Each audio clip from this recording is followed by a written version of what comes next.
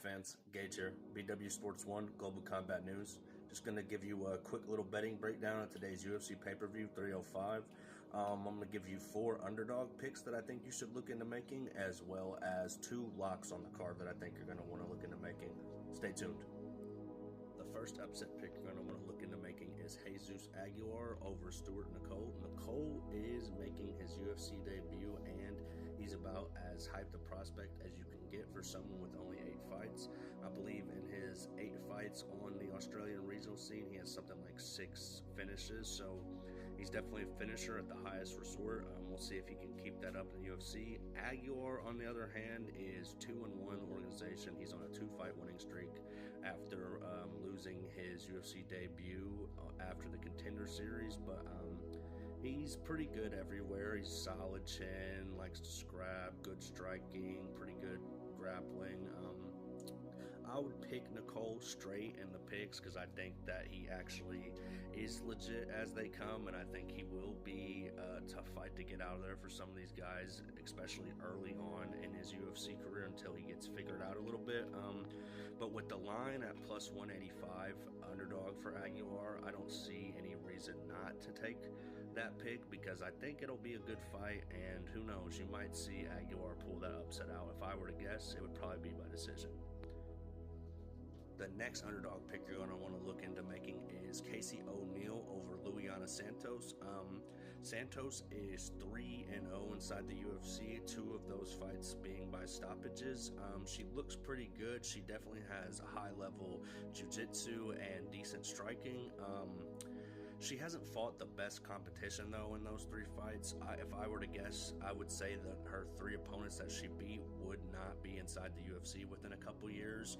O'Neill, on the other hand, she was a very hyped prospect a few years back. Started out 4-0 inside the organization before suffering, I believe, what was a knee injury that sidelined her over 2 years.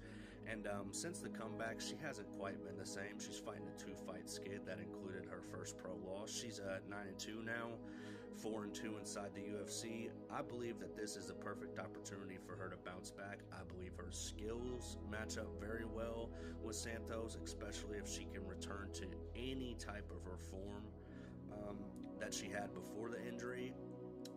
At plus 125, I believe she's at right now. She's only a slight underdog because I believe that if this was a couple years back and she was right that she would probably be a favorite.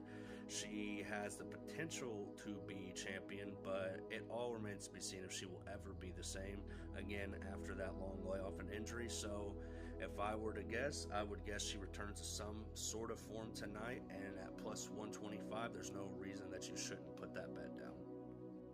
The next underdog pick that you should look into making is Tai Tuivasa over Jairzinho Rozenstruik. Now, I'm not going to sugarcoat it. Tuivasa is on a 4-fight losing streak. I believe another loss could be the end of his UFC run, even though I'm hoping that's not the case regardless of if he wins or not, because he is definitely a fan favorite, someone who comes to fight and someone who comes for a knockout every time, regardless if he gets it or not. It's definitely trying times in his career. As I said, 4-fight losing streak. This time around, I do believe they gave him a more favorable stylistic matchup than in his last fight. Jairzinho is a heavyweight staple by now. He's been in there with guys like Ngannou, Alistair Overeem, so he's been around the block a few times. He's, had some good wins. He's had some bad losses. He is a very good striker, very crisp, accurate strikes, has a very solid chin, has very good striking defense, and coming from a Muay Thai / kickboxing background like him, he's definitely someone who could put the lights out on any heavyweight. That said, Tai Tuivasa inside 1 round is the bet to make. Bam Bam will be coming to fight for his career and fight for his livelihood. And at plus 160 odds, the type of fight that I believe Jairzinho will give him will be perfect stylistic-wise for Tuivasa to come back with a brilliant first-round KO. So with that plus 160 line on that, I'm not sure what the KO prop line is. You might want to look into that. It might be even better, but plus 160 for Tai Tuivasa as an underdog fighting for his UFC roster spot against a guy who will strike with him, give me Bam Bam. The first lock you're going to want to look into making on this card is Tom Nolan over Alex Reyes. Reyes has 2 fights inside the UFC, but they are spread apart by, I believe, something like 6 years. He fought Mike Perry back in 2017 and lost by KO, and then I believe due to a number of injuries, didn't fight again until 2023, where he lost by knockout again to Charlie Campbell, I believe. So 0-2 inside the UFC, 2 KO losses in a span of 6 or 7 years. Not a very good look. Tom, on the other hand, looked very impressive his last time out. Won his fight by stoppage after losing his UFC debut, which was also his first pro loss. If I were to imagine Tom finds Alex's chin early and often, I don't see this fight going outside of 1 round. If it does, it definitely won't go outside of 2.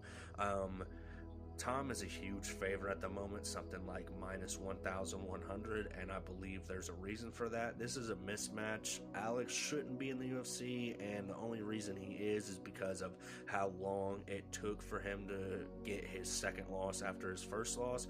I believe with another KO loss here, he's probably a guy that will be cut and looking to fight some elsewhere.